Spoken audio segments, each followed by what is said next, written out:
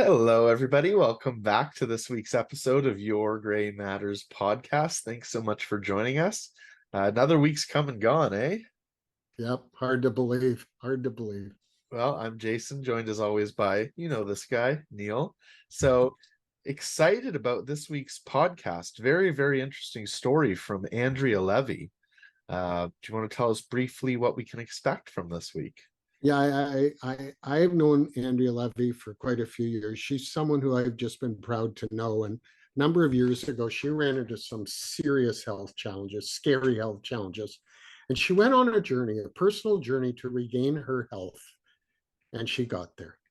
And Yeah. so I've asked her to tell her story because I believe that it will be good for people to hear that they can do it too if they want to. But then she got a dream to help others with her health. And we're also going to learn how this 55-year-old woman graduated last week as a nurse. Yeah, Her story is amazing. it was a really fascinating story. Yeah. So sit back, relax, enjoy that story.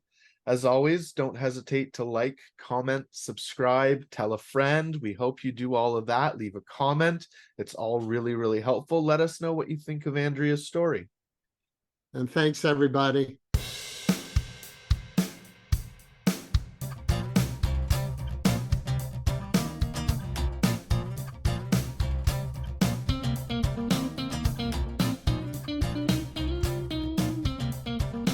Hi, everybody. I'm Neil from Your Gray Matters. Welcome back. Thanks for coming.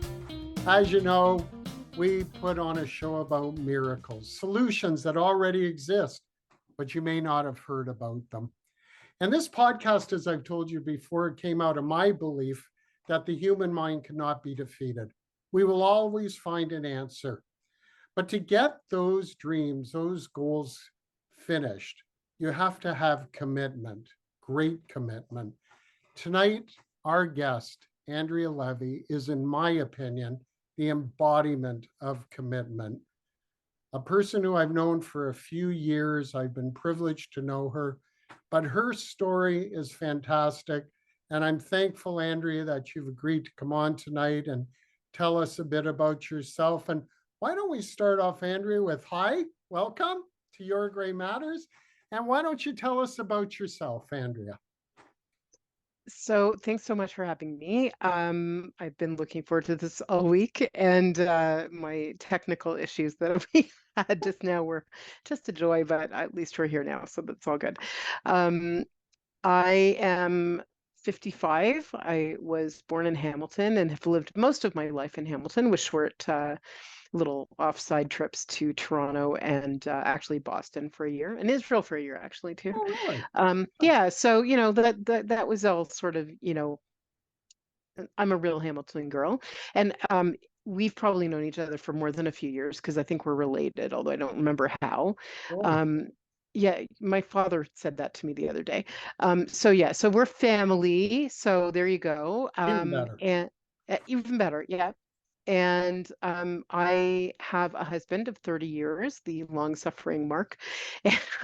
Although he would tell you that it's the best thing that ever happened A to him, but really wonderful guy. Come but on. long-suffering is probably more accurate. I have two kids. One is 27, a man, and a daughter who's a woman who's 24. So she is engaged to also her fiance, and they're getting married next June.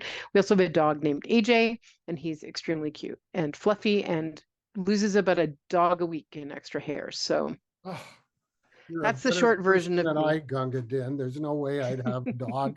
And and I'm a bad enough handful for my bride, so we're definitely not getting one. It wasn't really our intention to get a dog that shed. It just happened. And he's a good dog, so we're not complaining, but it is really hairy around our house. So, yeah. That's good. Oh, wonderful. Well, welcome here. Andrea, your story is amazing. And I wanted people to hear about it. And perhaps let's start right off. And I want to ask you about a day in your life, May the 10th, 2017. What happened that day? So it was definitely an important day of my life. I had been for a few years, my dad and I had been going back and forth from Hamilton to Toronto to see an eye doctor that was following my dad's cataracts. And actually, he was a friend of ours. We had met him when he was a resident in Hamilton. And he said, if you ever want anything, you can always come see me, just get a referral, how the system works. And when I brought my dad the first time, he actually said, "Oh, let me look at you too." So that was like in 2015. So we just always came, and it was a nice opportunity to visit with the friend, get my dad's cataracts checked out, and, superficially me also. And that day, May 10th, the 2017, the resident looked at me first, and she did not have any kind of a poker face whatsoever. And I knew that there was a problem. And she went away and she got the doctor, and he came back and he looked in my eyes and he quietly said, "Do you want your father to leave the room?" At which point I said, "No, he's hard of hearing. It's okay. I think it'll be fine." And he proceeded to tell me that I had bleeding on my retina that was caused by retinopathy. And then we went over the three causes of retinopathy, one of which was out of control diabetes, one of which was out of control high blood pressure, and one of them was constipation, interestingly enough, because actually if you press too hard with your diaphragm, you can actually, the nerves are all connected and you can blow blood vessels in your eyes, which is kind of insane.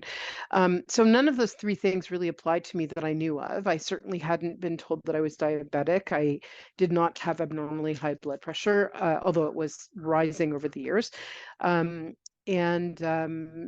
I was quite baffled. I got blood tests back a couple of days later that said I was pre-diabetic, but that actually, even now, we know that that's not a normal situation to see retinopathy in that situation. And he said to me as he was leaving, he said, "Keep your blood sugar low and stable. And if you have a choice between low and stable, choose stable, because otherwise things don't heal as well." And he also left me with the admonishment that if I couldn't get it under control, I was probably going to lose my sight, because surgery only helps so much. It can help a lot, but that's, diabetics lose their eyesight, and they lose their eyesight when this happens, when the blood won't resorb. So also, if in the other circumstances, if it happened, you would also lose your sight. Basically, the blood makes a mark on the back of your eye, and then you can't see properly. So you end up with little dots in your vision. So at 49 and 315 pounds and 5'1", I was, and I'm telling you the poundage not because it's important, but you need to know just how far along I was in my disease process of just being an overall unwell person. I was like, well, I'm probably going to go blind because I haven't been able to control my life and my food intake and whatever else up until now. But I thought, I got to give it a try. I can't go blind without trying. So I went home. My dad and I actually ate lunch with my sister. For the first time in my life, actually lost my appetite. We drove home. I did not tell my father what was going on. I didn't even tell my husband what was going on. I needed to get my head around it. And I started I started researching keeping blood sugar stable. So I found this type 1 diabetic guy, his blog, and he had done controlling his blood sugar both ways. And it was interesting. His A1C was the same. I didn't even know what any of this was. Didn't know what type 1 diabetes was, didn't know what type 2 diabetes was, didn't know what an A1C was. All I knew was that I needed my blood sugar to be stable because that was what my ophthalmologist said, right? I like to say my ophthalmologist solved my eating disorder, but really that's what I was researching. So this guy had controlled his blood sugar both through food and insulin, because a type 1 diabetic doesn't make insulin, and so they have to take it from external sources called usually various kinds of insulin. And he found that his A1C when controlled by insulin was about 7.1, and when controlled by food, it was about 7.1. So he thought, it doesn't really make a difference. But then he graphed the blood sugar levels that were individually taken in each of those it was 2 months that he did each little trial. He was really biohacking. It's really pretty interesting. And in the situation where he was controlling with food, his blood sugar was like completely level. Whereas with the insulin, it was going up, it was going down, it was going up, it was going down. And he realized he was starting to feel better because he wasn't having hypoglycemic episodes from taking too much insulin. So there were a whole bunch of things there, and we could probably talk for 4 days straight on this, and it's not really part of it. Other than the fact that I knew that I had found a way to keep my blood sugar stable, it was to avoid the carby foods. I knew nothing else about anything. I just knew that as of tomorrow, when I started eating again, because I still had lost my appetite, I was not going to be eating anything that could make my blood sugar go crazy and up and down. So I understood that to be sugars and grains and like fruit. I sort of felt like I could eat a little bit of, but that eventually changed. I eventually sort of didn't, and now I'm sort of back on a did for a while. But the upshot was that if this worked, I could maybe keep my sight. And my goal wasn't to lose weight. It wasn't to get really healthier. I didn't even know what was unhealthy about me other than being really fat. And I didn't really know what to expect, but I didn't think it was going to last very long, because the longest I could ever really have a diet going was about 10 o'clock Monday morning if I started Monday morning. So my track record was terrible. So that first night I didn't eat again after that lunch, and then the next morning I must have eaten breakfast, although it was probably unremarkable, something like eggs. I don't actually remember it. I had no idea at that time that my life was about to change so drastically. And by Saturday at lunchtime, we're observant Jews and we have Sabbath lunch, and that's usually a fish course and then a meat course. I ate the fish course and then I started eating the meat course, and all of a sudden I'm like, whoa, what is this feeling? This is so weird. Like, whoa, what's wrong with me? I can't eat anymore. I'm like, oh, you feel full for the first time in 45 years, right? That was a really bizarre and really miraculous moment, right? If you think about it, it's like less than 2 days from start to finish of miracle, right? And I had enough experience to know that if I found something that worked for me, that I needed to just keep doing it. So at the very least, my behavior and my mind settled down a lot after that. I began to be hopeful that maybe I would be able to keep my sight, not be diabetic, or even if I didn't know if I could resolve that, I sort of at least hoped that it would be better. And I was all of a sudden hopeful, just hopeful. I had been Big hopeless part for of a it. really, really long time. I had given up years and years before at ever trying to control anything related to food.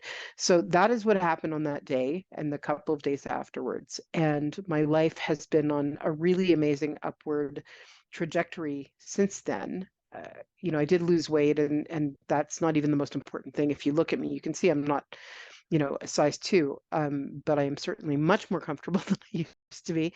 And I've resolved all the issues. My rising blood pressure is now, exceedingly normal.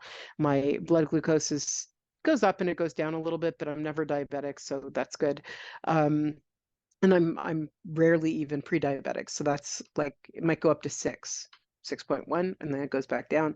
I'm working on that. I've got some theories about that, what happens with that, because you can do the same thing for a long time and homeostasis can happen, but I don't know if there's that much information about that out there. So We're working on still it. learning. We're still learning. We're all still learning, and that's the really shocking part, is that this whole thing, it started me learning, and then I found out how much really we don't know in healthcare about it. We don't know anything about obesity. We don't know anything. We know some things about obesity and some things about diabetes, but we don't know everything. And I'm kind of a unicorn now because I've been maintaining a pretty large weight loss for a long time. And also because I resolved all my problems clinically, right? And that is something that I did just with lifestyle and not with medication. So that's actually, like, there's not that many people like me. I just had a conversation with the dietitian this morning, and she was like, yeah, I don't really know. I haven't met too many people like you, right? Someone who can do it without the drugs, without the surgery. And I am not, just to go on the record, I'm not against those things. I'm not against Ozempic and I'm not against surgery. I think that these are valuable tools in the arsenal that we have. I just haven't happened to use them, right? So That's the amazing, actually, because as you know, I've been diabetic for 20 years. And around the same time, I went on my own journey for weight loss. And I don't know how much I weighed, but I do know that when we started, I was a 42 waist and now I'm a 35. But oddly enough, my last eye appointment said, Neil, you don't have diabetic eyes anymore. There's no spots, there's no bleeding. So, amazing. and I do have a bit of medication I take, but just like you, I went to low carb, high protein, and basically trained my body to get energy from protein while Hmm. having certainly some carbs every day is Hmm. required. But this is not about me. This is about you. No, So but I what, mean, we could even just talk about this for hours, but it's not really like that's just a discussion about diabetes. This is this Yeah, podcast is about miracles. it is. So And so it is. that I can keep me on track for that because I Sure. think there's enough over here. So tell me how you're feeling today, though. We touched on, but go deeper. How are you doing today? I'm great. So, I'm like your typical exhausted university student because I am. So I noticed that the stress that we're all having is very similar, despite my out aging some of these people by 35 years, maybe 40. Wait, no, nobody's 15. So yeah, probably I 35 wish years. you many years, but Yeah, and I've been a student almost continuously since 2020. So in 2020, I changed tax. I was working in inbound sales, and I enjoyed my job a great deal. I liked the organization I was working for very much and appreciated them. And actually, I really wouldn't probably have thought to change, except that I was really bored. It was lockdown. It was August 2020, and I had been thinking about going back to school to study nutrition. I thought maybe I would become a dietitian at some point, and um, I found a course at Niagara College called Nutrition for Sport and Performance, which I interpreted to mean and was never disabused of that notion during my discussion with the coordinator. I thought it meant health and exercise, but in actual fact, it meant elite sport performance. And when I found that out, I was in my fourth of 10 courses, and it was actually on special populations. We were discussing elderly and elderly competitive athletes. And I'm like, oh no, first of all, I can't stop now because I've already paid tuition and I've finished most of the first semester. But also, what else is there to do? How much Netflix can I watch? So I ended up doing full-time school and working full-time for that was from September to uh, April, May. My final project, I think I handed in the beginning of May. And my cumulative average was like 95%, which is crazy because if you look at my high school and university transcripts, you would be like, wow, that's not even the same person. And I'm like, yeah, you're right. It really isn't the same person. So I have a degree in English literature. Clearly, I had never studied science, and somehow I managed to get 95%. A lot of it was, essay writing and stuff. Yes, I'm a writer. I can write. It's not a problem. But learning how to write science when all you know how to do is write literature is a very different proposition. Huge learning curve in a bunch of different ways. Once I recognized that I was in the wrong program for all intents and purposes because I did not care about ever advising a competitive athlete. I told my profs, and two of them sort of let me go down my own path. One of them sort of made me stay in the realm of competitive athletes, but then like in her class, I just did like I focused on an athlete that had diabetes, which I was really interested in, right? So it was fine.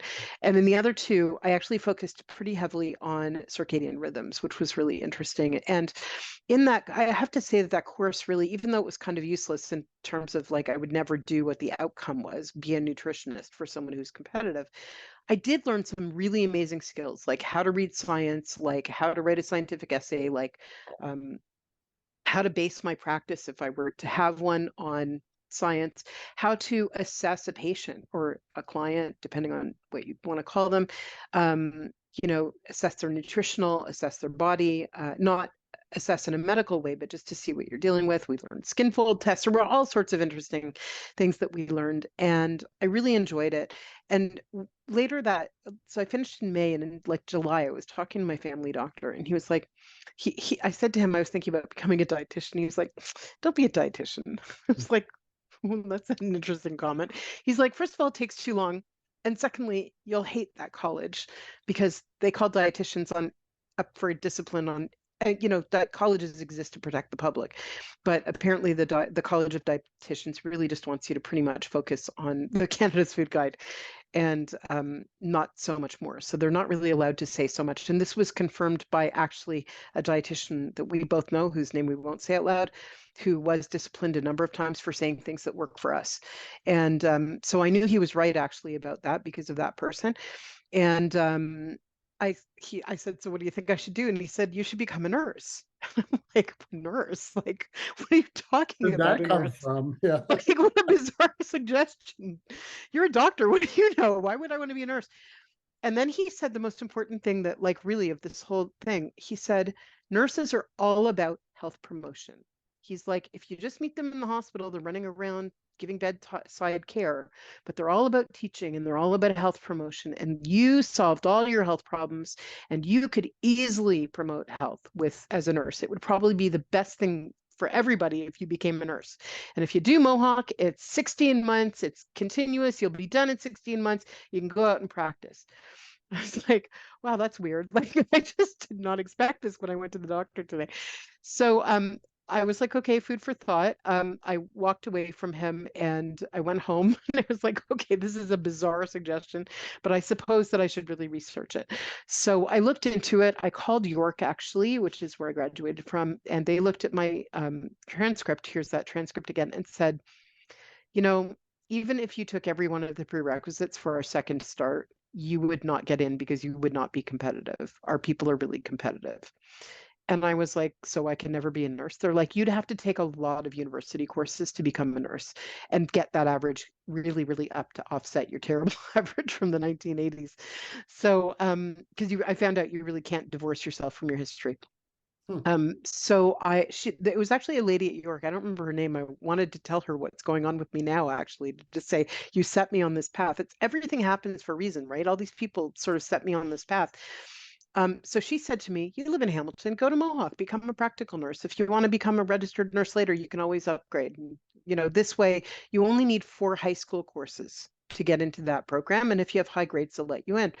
So interestingly enough, I do have a degree in English literature. I found out from Mohawk that what I needed was a grade 12 English, a grade 12 math, a grade 11 biology, and a grade 12 physics or chemistry. So I called Mohawk and they were like, okay, let's set you up so you can get in. So they looked at my transcripts and they said, well, you're going to have to take English again. And I laughed because I was like, really? I've got 4th-year English courses on there. They're like, yeah, take grade 12 college level English. I'm like, what? Like, really? This is so funny. So in the end, probably we could have used my 4th-year courses because they were close to 80s and I did very, very well in the sciences. And so in the end, I probably would have gotten in had I not redone English, but redoing English was kind of fun. I did it through ILC. It was remote learning. I had a teacher who at some point was grading my stuff going, you make me feel like a total imposter. And I don't know why you're taking college level English. You should be in university level English. And I didn't want to take, what? Sometimes our journeys are very circuitous. Very, very. It was so funny. But finally, in the end of like after she marked my last project, I was like, okay. So, or actually, I think it was when I submitted my last project. I said, I need you to know that you feel like an imposter because I do have an English degree, right? Like I may have been a crappy student, but I did learn how to write. So this is not going to look like I'm grade 12 college level English because I do know how to write. So I got 100% in that. Thank God, that would have been really embarrassing had I not. And then I got 100 in biology. I took it at a local adult school in the Catholic system, actually. And then I took chemistry and I got a 95 in that. So that along with my 80% that I got in grade 12 math 40 years ago in 1985, close to 40 years ago, made a 92.5 average. And I started applying to Mohawk. So I had originally applied for the following September. And then when I realized how good my chemistry grade was going to be, I applied for May. And I first got into September and then a few days later got into May. And we thought about it. And it was like, well, do we work for an extra 4 months and have some more money? Do I start school? And I'm like, you know what, Mark, I'm not getting any younger. Like, this is like, if I'm going to do this, this is the time. So I started like a month and a bit later. In the RPN program, which is just really on the level of life experiences that are incredibly, insanely difficult. It qualified as being like really up there with some of the hardest things I've ever done. That was a really hard program. Our graduation is tomorrow. I'm not going because interestingly enough, I have school because I'm now upgrading to RN, but and I have a group project I have to work on. But I did go to my pinning ceremony last week. That was sort of better than graduation because it was only nursing students. But yeah, I've been doing that for the last 16 months. And then I had a 2-week break between August when I finished that and September 7th when I started at Western. The University of Western Ontario was very forgiving about my grades. They have a program for RPNs to bridge. And as long as you had 70% or higher in 5 courses, either you could have done a year or you could have done like I did, a whole degree. But I was able to cobble together more than I guess 570 courses, 570% courses. And then you had to have a degree in or a grade in RPN that was higher than 75, which I did because I think I was around 89. And so I got into that course and insanely started it again. And then in addition to everything else, like actually I had to get registered. That was one of my conditions of acceptance. So, everybody finishes nursing school and then they take months to study for these big registration exams. I don't know if I told you the story, but it's actually hilarious. So I knew that to keep my acceptance to Western, that I had to actually do it, and I had to do it before December 1st. Well, I was worried I was going to fail the first time, and they gave me until December 22nd so that at least I could finish all my courses this semester. And if I didn't pass, I could take a leave. So the second the College of Nurses gave me permission to write, I went on to the Pearson VUE people who write the test, and I started looking for dates, and they were all really far out. So I started looking a little farther afield. And on Mississauga, I landed on the next morning and thought, well, if I don't find anything closer than that, I guess I could do that if I, whatever. Didn't realize that I was actually clicking on a test which I could not actually cancel. So with less than 14 hours of notice, I wrote my registration exam, fully thinking that like worst case scenario, I'll know what to expect the next time. Right. I had spent 2 months doing adaptive testing while I was on my placement. I had gone through the 130 questions on the College of Nurses website with a classmate of mine from Western. I was pretty sure that I knew how to write the test. Oh yeah, and then the day before I knew this was going to happen, I was studying with another classmate. I hadn't studied in 2 or 3 weeks because I had all this Western stuff to do, 6 courses at Western. And she said to me, well, actually, it's really helpful if you read what's on the RexPN website, how they write questions and how the test works. It's all there for you to see. And at the very least, it'll calm your nerves, right? I didn't know that I was doing this the next day. But when I figured out that I had to write this test or lose $400, right? I had 3 choices. I could write the test and fail, I could write the test and pass, or I could lose $400 and not show up, right? And if I failed, it would like at least be an experience, right? So in the end, I did write it and I did pass it. And so I was able to get registered within the next 24 hours after that. So at least there's only Western to worry about now, only the I have to say, your story is amazing. It's nuts. But wait, you're the first person who you have these health challenges, you attended to them, then you thought, I'll be a nutritionist, but I don't want to be that at all. So you end up in nursing. So I want to be the first person who ever said, not doctor heal thyself, nurse heal thyself, and you did. And Yes, probably. I think you are remarkable. Thank I can't thank you enough for this, Andrea. For those of us who know you, you have been a beacon of hope, a shining light. And I do know you well enough to know that it's always great to tell the story after it happens. It's never great to tell the story when it is happening, because then you just sound like you're complaining. But you are an accomplishment. You've done a lot of great stuff. And I just have to ask you a question, because I seem to remember something about you, because you're also entrepreneurial. Yes. Did you own a food truck, a kosher pizza, something? No, I had a kosher seasonal pizza restaurant in Niagara Falls in the summers of 15, 16, and 17. I see. Now, when you say seasonal, you mean just in the summer when people were in Niagara? There are no Jews in Niagara Falls except in the summer. Wow. I mean, there are Jews, but there are not enough Jews that care about keeping kosher overall. In the summer, you really need mass volume to be able to afford to open a restaurant there. And so the only time they have the mass volume of kosher Jews in Niagara Falls is the summer when there are tourists. But even then, I would say that the lion's share of the business is in the last 6 weeks of the summer most of the time. It's after. Plus, you saw an opportunity as an entrepreneur. You took it. You were being specialized for a special type of eating that Orthodox Jews, committed Jews to the rules of being kosher, adhere to, and therefore you saw a market. And I found that fascinating. I just want you to know that, because I remember. Well, I was catering the rest of the year, so it wasn't. That's what I mean. You were a caterer. Such a leap. Like, I mean, I had been asked to do that years before. In fact, he asked me to do it, the rabbi in Niagara Falls. He had asked me to do it in 2012, but I had tickets to Israel for the summer and I was not giving that. He was like, "Come on, I'll replace your tickets. I really Come need on. somebody." And I'm like, "No, no, I'm going." And I didn't actually do it like till 3 years later, really. And I did it 3 years later because I was bored, because summer is not high time for Jewish events in Hamilton. Yeah, Hardly anybody has a bar mitzvah. All the kids go to camp and, right. people travel. The Israelis go home. Like it just wasn't productive for me. It wasn't the odd funeral I would get, but that was about it. So I was bored. Sure. And I said to him in 15, I'll do it. And then I did it for 3 years. Well, I have And to, then sorry. I'm sorry to interrupt, but I have to tell you, I remember you catering, I remember you cooking at the synagogue.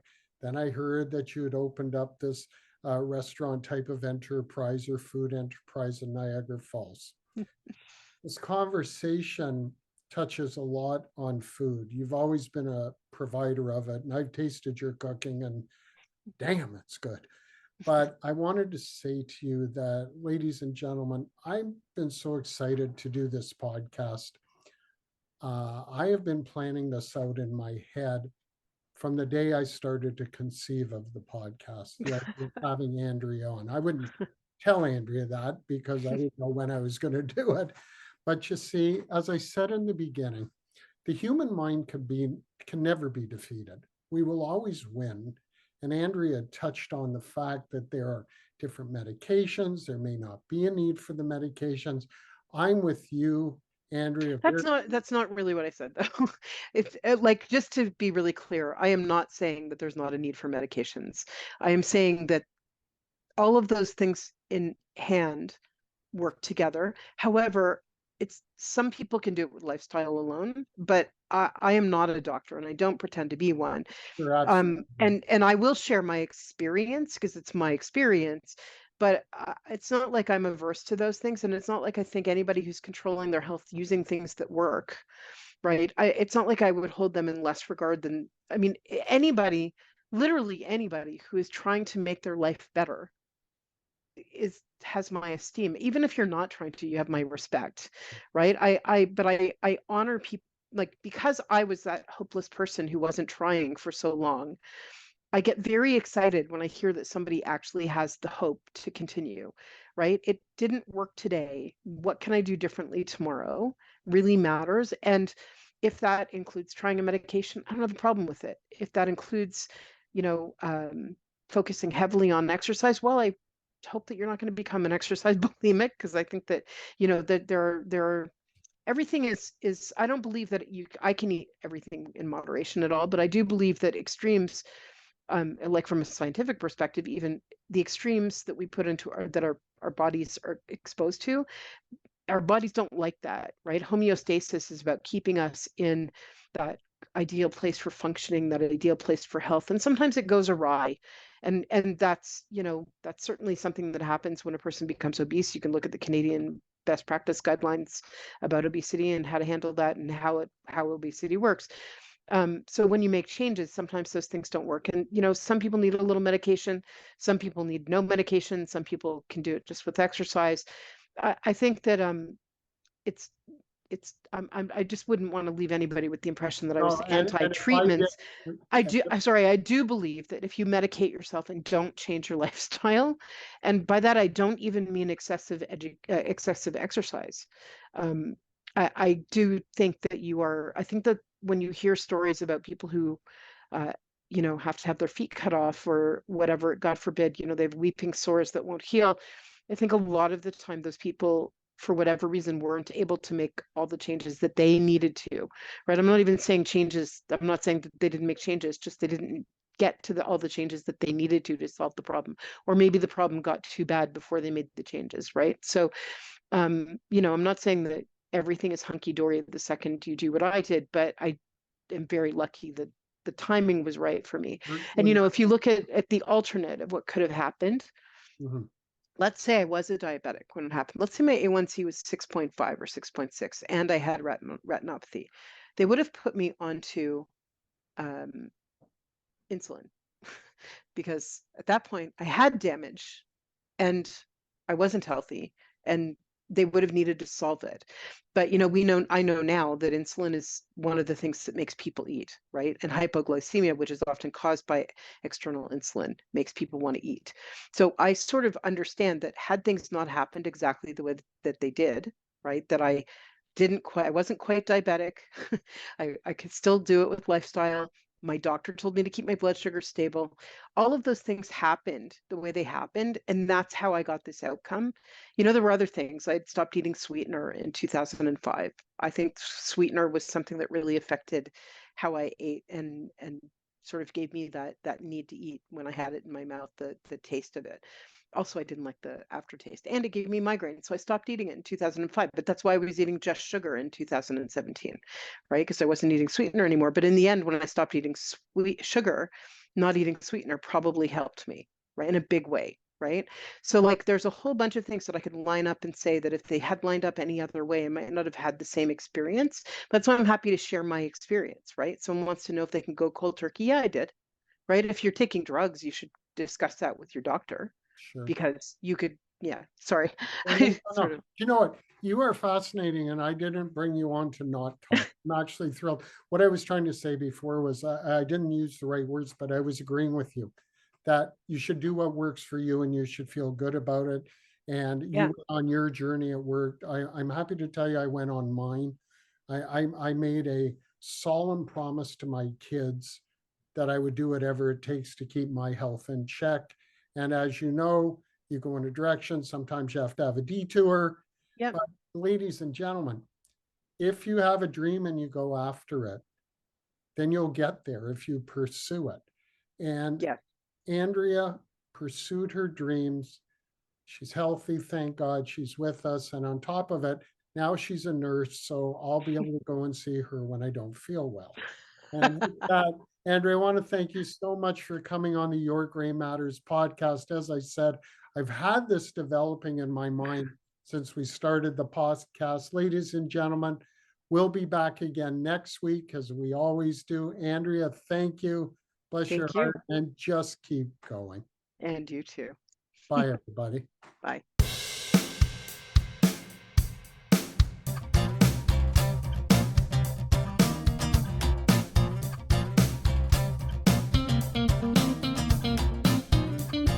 Thanks for listening to the Your Gray Matters podcast.